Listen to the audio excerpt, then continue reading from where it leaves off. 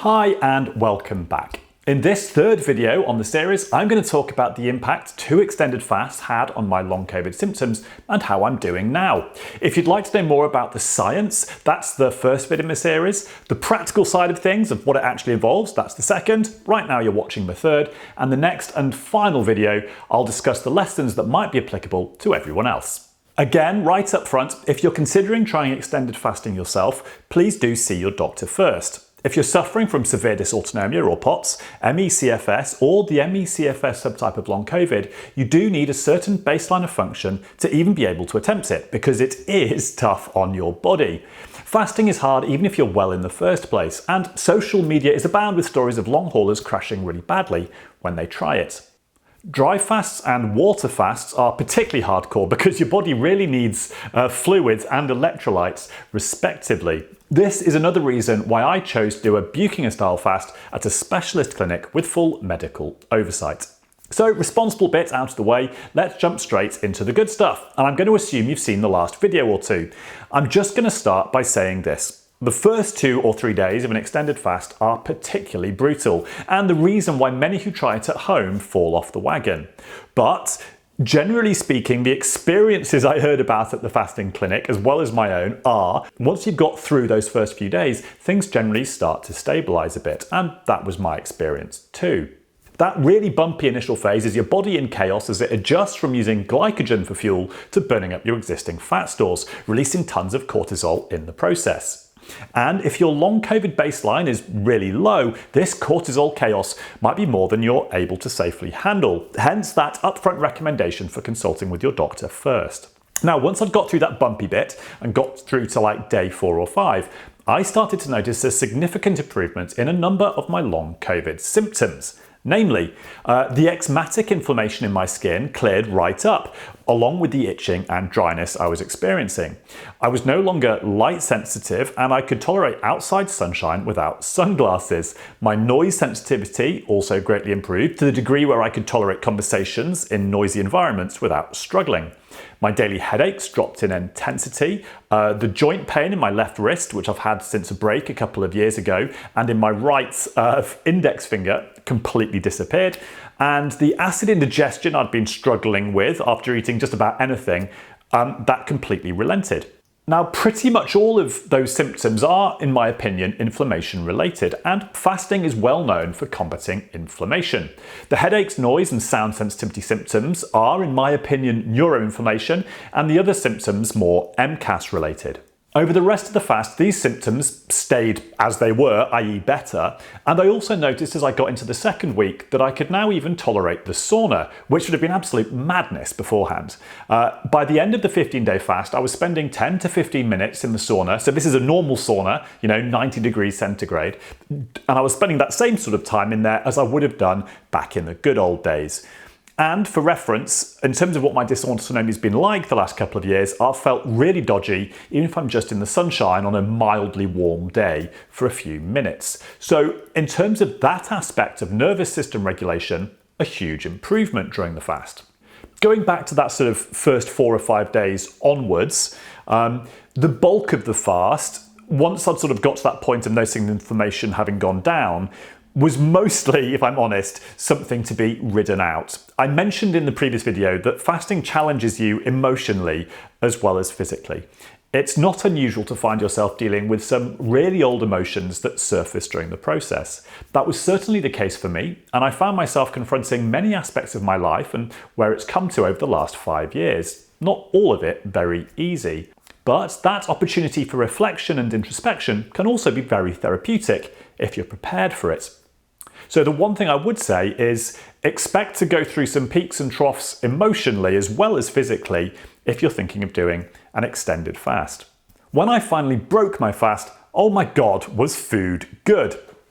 But the one frustration is that during the whole time you've been fasting, you've been fantasizing about all sorts of insane things, from pancakes to crisps to pizza, you name it. All the things that you couldn't have during long COVID now seem incredibly appealing. But unfortunately, you can't have any of that, even if you were able to tolerate it, because you have to be so disciplined about refeeding. So once the dust settled on my first fast, where was I in terms of symptoms? The food intolerance and acid indigestion I'd been struggling with remained hugely better. Skin was also greatly improved to the degree that I no longer needed to take daily antihistamines to manage it. However, once I started eating again, it wasn't quite as good as it was during the fast, but much better than it was beforehand. The joint pain came back in my wrist, but not in my finger. The light sensitivity, noise sensitivity and headaches did come back, but only as a function of PEM. On the non-PEM days, the levels were significantly improved. And my dysautonomic responses to general triggers, like simply just being on my feet for too long, also seemed to be reduced. Although this had the unfortunate side effects of me then consequentially overdoing it without those warning alarms of the dizziness and the heart pumping and the palpitations that I would have had before. And this is because, unfortunately, my energy envelope hadn't hugely increased. So I did still crash after a few busy days or when I hadn't paced well enough. So, based on the logic that autophagy and mitophagy, who knows how you say them? I'm sure there'll be corrections in the comments.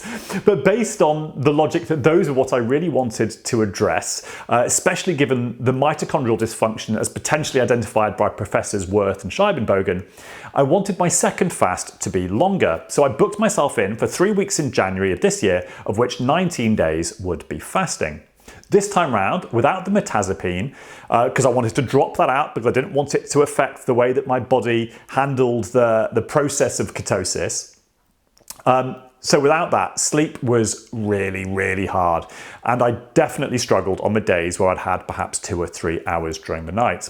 But there were also periods, perhaps an hour or two in duration on the better days, where I had total cognitive clarity. All of the long COVID brain fog lifted, and with it a sense of lightness and inner energy. Pretty great. This is what it used to feel like to be a human. It's been a while, right? And as for my other symptoms, all of my inflammatory ones improved again, the same as they had done the previous fast. I did potentially make one mistake on this second fast though. After consulting with the doctor, we decided that I should take some supplementary pea protein to preserve what little muscle mass I had left, given that it was such a long fast. However, after 10 days of the fast, I couldn't get away from the feeling that this was in some way cheating. So I did some research, and it seems that taking protein supplements during a fast inhibits the release of an enzyme called mTOR, which seems that you wouldn't trigger autophagy or mitophagy to kick in. So at that point, for the second half of the fast, I dropped the protein supplement. Does this experience mean that I potentially only cleaned out half as many dodgy cells, proteins and mitochondria as I could have done had I basically been attempting autophagizing myself since the start? Who knows? The science on all of this is still very, very young. This second fast, compared to the first, was probably just as physically and emotionally difficult. In large part, I think, due to the sleep challenges I faced and the impact that 3 weeks of around 4 broken hours a night on average had on my function.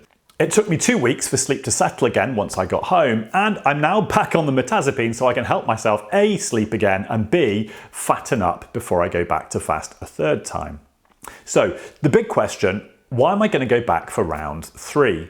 Well, because I do believe the 2 fasts I've done have had a significant impact on my long COVID baseline. In the simplest of terms, since my second fast, I've basically felt less wrecked more of the time, and I've felt sufficiently functional and clear-headed that I've pounded through days without resting anything like I would have done before, and then even comboed up days like that with following days more of the same. Unfortunately, this has resulted in eventually crashing, which has now happened twice. I'm just coming out of that second crash now, which is why I'm probably looking a little ropey.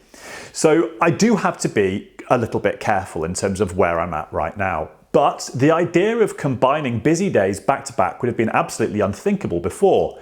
So this definitely feels like progress, and I want to build on it.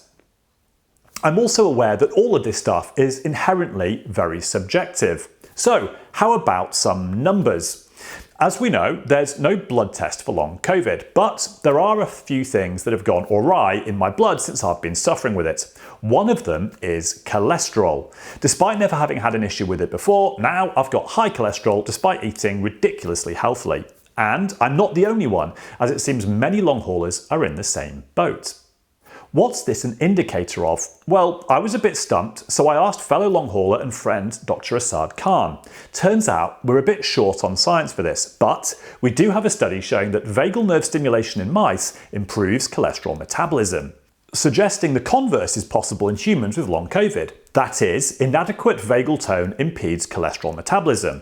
So at some level, high cholesterol levels could be a consequence of some forms of dysautonomia. Let's go into those numbers then. The recommended maximum level for cholesterol is 5.17 millimoles per litre. At the start of the first fast, my test result simply said 5.17 plus. I'm not sure how many plus, but there you go. 5.18, 6, 10, 100? Anyway, more than it should have been. And LDL cholesterol, which is the one you really don't want, has a maximum recommended level of 3, and mine was 3.44 plus. By the end of the first fast, these two had come down to 4.27 and 2.74, so huge improvements on both. I expected these to have gone back up by the time I got back from my second fast, and indeed they had. They were now 5.92 and 4.14 plus. I don't know what's going on with these pluses. It would be much more useful to know what they actually were, as it makes comparison difficult. Anyway, by the end of the second fast, overall cholesterol was down at 4.13 and LDL at 2.48. So both of those lower than they were at the end of the first fast. So that does suggest some improvement being built on. Whether you look at this as simply a win in itself, because, cholesterol is bad, or whether you're inclined, like me, to see it as an indicator of long COVID wrongness, either way, it's a result. As might have been apparent for some time, there are no quick, instant wins in this game, and I'm prepared to roll the dice on the expense and time of another fasting stay in the hope it'll lead to further improvement. For me, the logic does stack up, and you can't really expect your body to knock itself out of a cycle this deep and debilitating overnight. It's going to take time to replenish those millions of knackered mitochondria for starters. And the evidence of my N=1 sample that persuaded me to try it, that is my friend Fabian, who's completely recovered, was that individual fasts made incremental gains that finally added up to recovery. So there we go. I'm still in the first half of this journey, and I will of course keep this channel updated. My next video will be a discussion of what this means for other long haulers. One very relevant point with anything long COVID related is that we aren't a homogeneous group, and what works for one of us isn't necessarily going to work for anyone else. Identifying the pathologies at work in your own condition might then be key to understanding whether there's a shot fasting could help you. And again, please, please, please see your doctor first before throwing the contents of your fridge into the bin. Or ideally, go somewhere that specialises in it, like I did. Look after yourselves. Until next time.